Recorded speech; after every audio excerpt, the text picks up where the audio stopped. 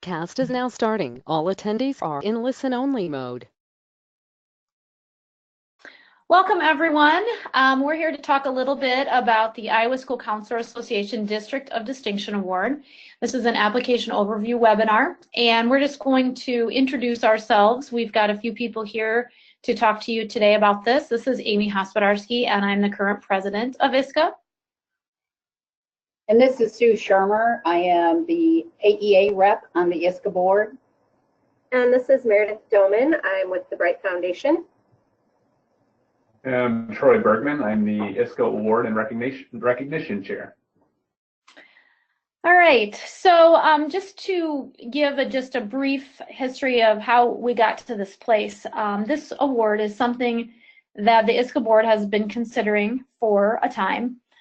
We wanted something that might be able to be an intermediate step to ramp, and also something that would align with our strategic goals, which included promoting and developing ISCA model programs, the role of the school counselor, and the use of data in school counseling programs, as well as it being an advocacy tool for school counselors to use. And so thinking about all those things together, knowing that there were some other states that had their own state awards, we were thinking about something along those lines.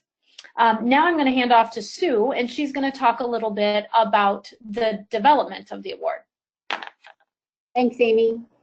So after the ISCA board met, we decided that this would be a nice opportunity for an award.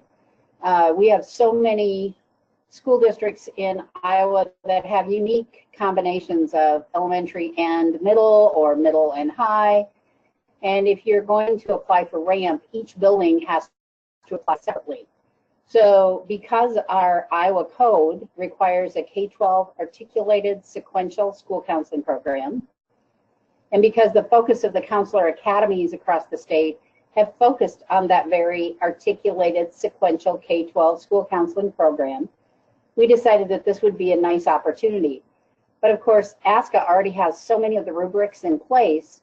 And so Sarah Majoros, who was on the board at the time, and I volunteered to start putting together a rubric for the application process for districts to be recognized for the work that they have done as a K-12 team. And I recognize that in some districts that might be one person, in other districts that might be 100 people. But regardless of the number of people, the requirement is still the same to have it K-12 articulated and sequential. And then I was talking to Meredith about this, which is something she's very interested in. And as the former counseling coordinator at Des Moines, she understands the impact and the need to have that K-12 articulated sequential program. And she came on as kind of a expert in the area and decided that she would, her foundation would help to sponsor that and would be able to provide some support for districts that were interested. And that's kind of how we've gotten to this point. And now I'm going to turn it over to Meredith to talk a little bit more about what's required and that whole application process. Thanks, Sue. As Sue mentioned, my involvement then is really coming in now to help with districts as they're working through their requirements.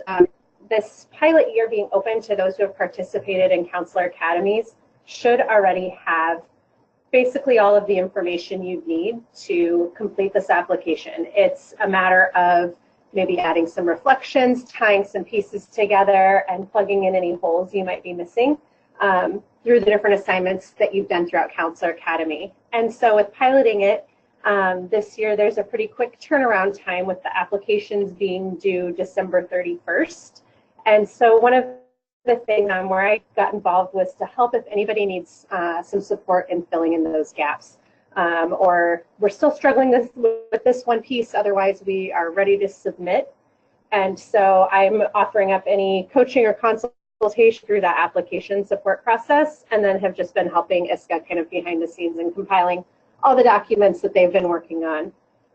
So for the next portion, I'm just going to go through what is actually required with the application and go through the documents needed, and then we'll turn it over to Troy, who will go through how to submit everything.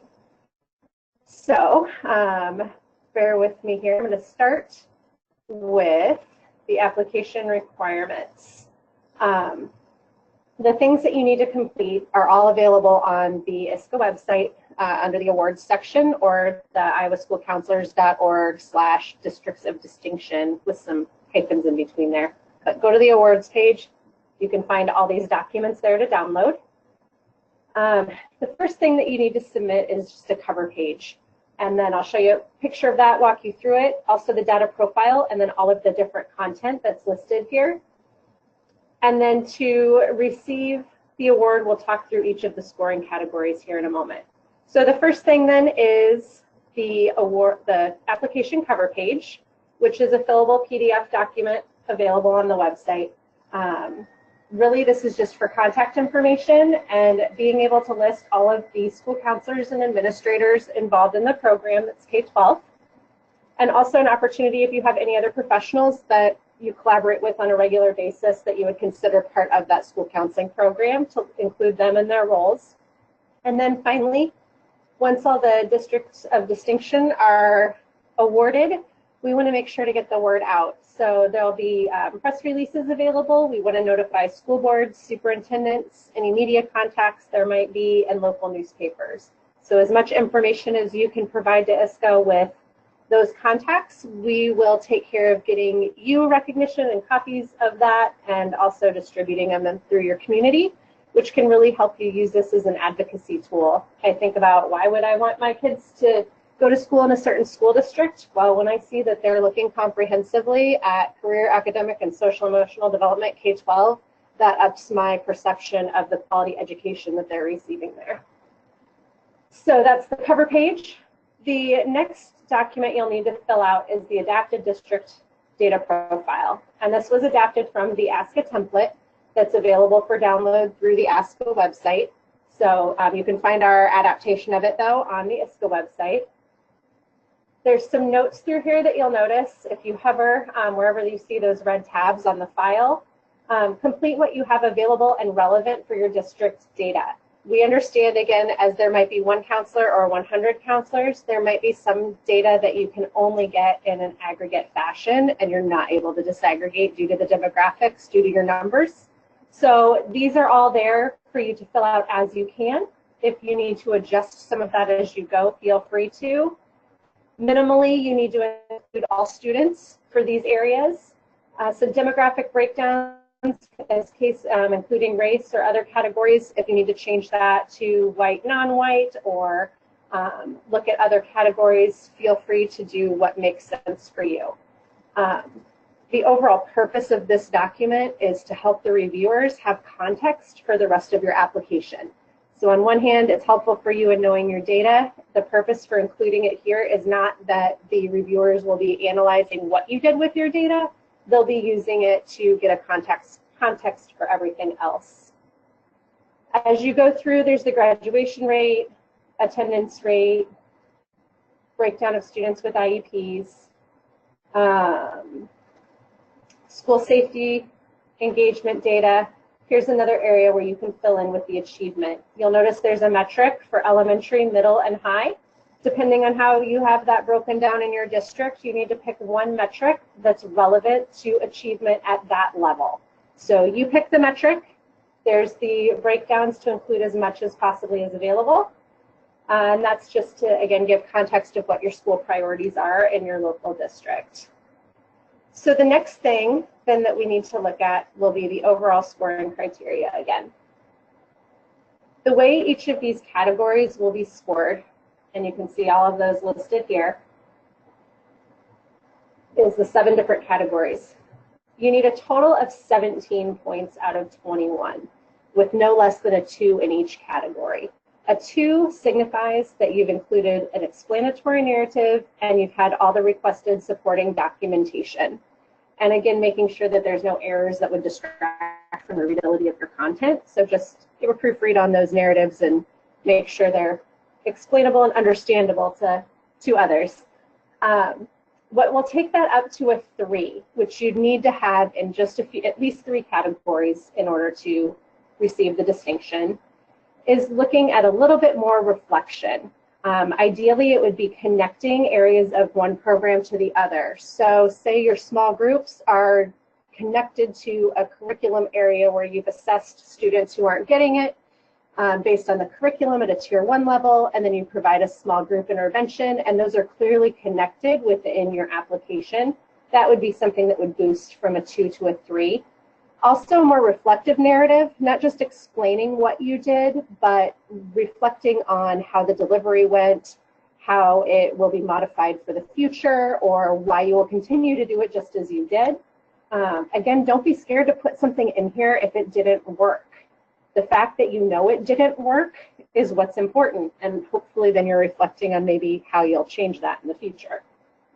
So again, a 1 or a 2 means that there's not enough evidence to show that you have that area of your program in place, that it's incomplete or it was not understandable to the reviewers, and then 0 would be insufficient evidence.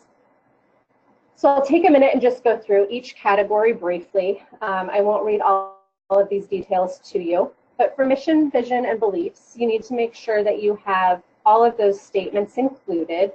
There's some conceptual details of what those statements should include, and then again, detailing of the narrative, explaining the process for creating these and how it impacts your daily work.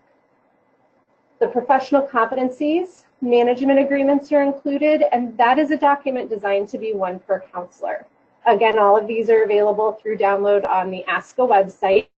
Even if you are not a member of ISCA, those downloads are available under the ISCA National Model page. As far as the rest of the narrative on that professional competencies includes a little more information, like your use of the ISCA Iowa Evaluation Supplement, ethical standards, and any explanation if for some reason management agreements are not in use. Sorry. Then the school counseling program goals, again, remembering to use the SMART format. As we mentioned earlier, this is also designed to help you move from a K-12 sequential program to looking at a ramp designation for each building that is interested in that. So this will help you along the way. Your core curriculum is going to include 2 documents, the Mindsets and Behaviors Planning Tool, which shows where all of those mindset and behavior standards are covered in the core curriculum, as well as your overall action plan that documents your K-12 sequential counseling core curriculum.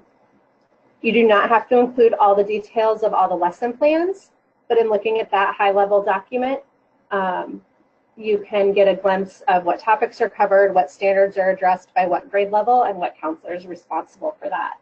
You do need to include a lesson plan in whatever format you already use it in per counselor.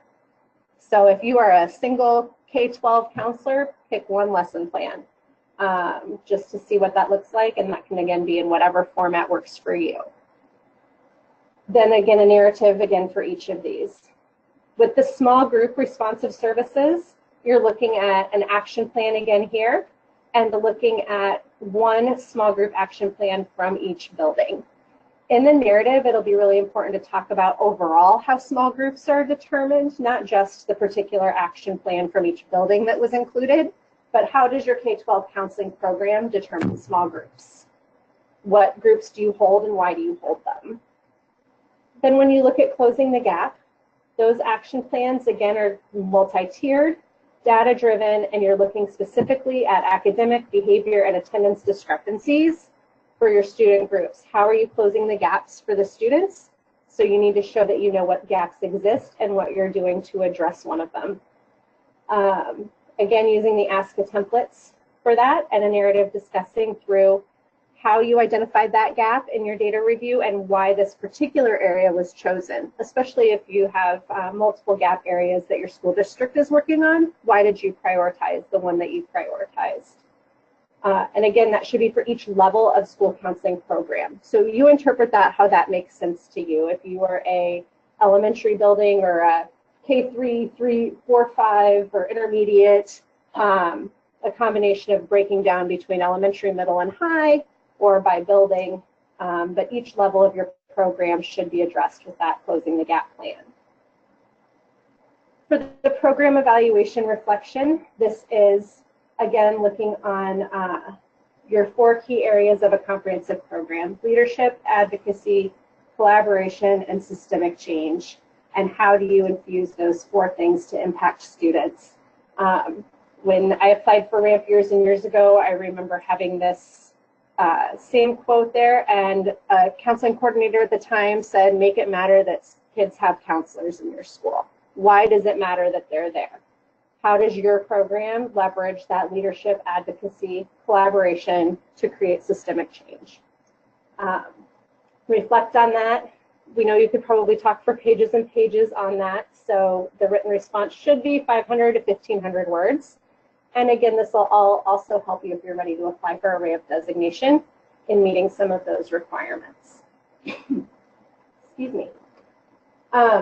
That's really the overview then of each section of the scoring, and I'm just going to scroll back up briefly to again highlight then one thing we didn't discuss was one of those categories should have some form of post-secondary planning specifically addressed. So whether that's how your career units of your curriculum through K-12 are tied to post-secondary exploration, whether that's an initiative or a small group or closing the gap you're doing around FAFSA completion, any of those tied to that, just please make sure that somewhere in there you're looking at a post-secondary focus. That also helps support how we as counselors are tying into Future Ready Iowa and other statewide initiatives, as well as best serving our students across the state. So with that, I will now turn it over to Troy to talk about, once you have all of this, how you go about submitting it. Thank you, Meredith.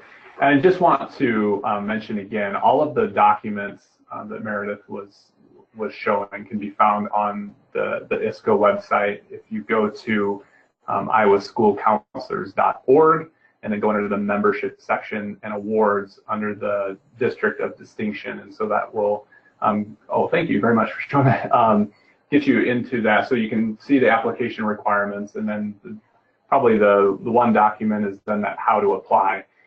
So once you have all of these documents together, we would like for you to create one PDF file.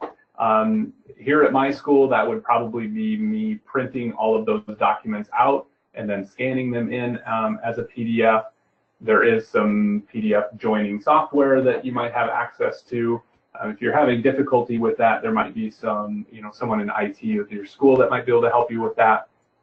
Being a PDF file, it should be easy to submit just to my email address at bergman.troy@iowacitieschools.org. And again, that email address can be found on the how to apply document.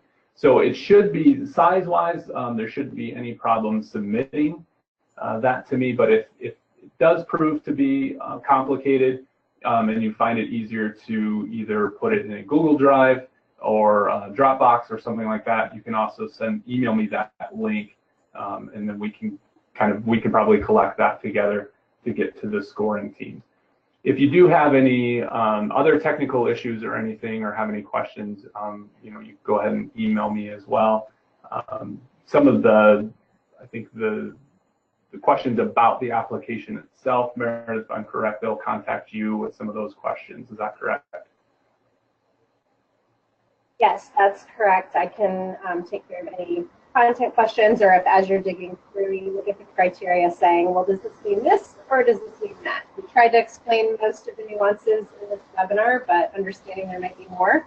Please send those via email to me, which will be up on the screen in a moment. And along those lines too, that would be if you want to set up a time to talk through different components, I'm happy to do that as well. And then obviously, application deadline, December 31st. So just make sure you get everything submitted again to my email address by December 31st.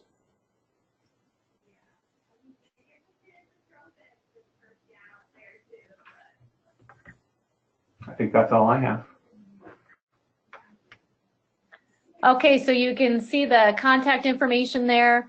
Troy can help with any technical support. Meredith can help with coaching, application, criteria help, any of that. Contact information is there. I want to reiterate one thing that Meredith said, but that if you have participated in Counselor Academy, your work is largely already done. It's just a matter of pulling things together. So we're hoping to see a lot of applicants for this. I also would underscore what she said, that this is a great advocacy tool. So thank you so much for your time today. Rest of the panelists, anything that you would have to add before we sign off here?